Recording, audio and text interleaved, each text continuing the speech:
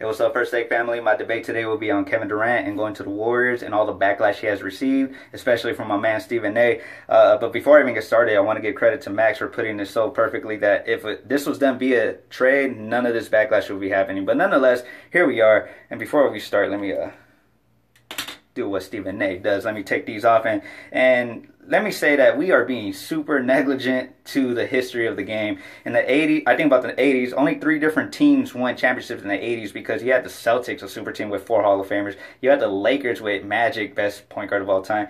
Kareem, best center of all time, if not the best player of all time. They're both in your top 10, if not top 5, along with James Worthy. In the 90s, only 4 different teams won championships. In the 2000s, only 4 different teams won championships. So it kind of lets you know that super teams has always been a part of the game, and you can't blame KD for recognizing history and seeing what has worked, what has not. And talking about history, a lot of these Hall of Famers are bashing KD, right?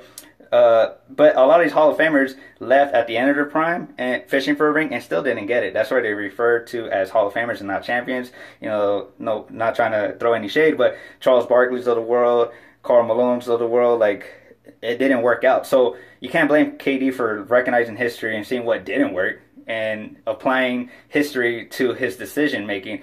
And we're being negligent on the history of the game and what has worked. Also, no one's talking about the Oladipo trade. I think when they traded Oladipo for Ibaka, they kind of let KD know that, yeah, we kind of regret choosing Ibaka over James Harden. So I think they are kind of backtracking. So that kind of like sealed the deal for KD leaving.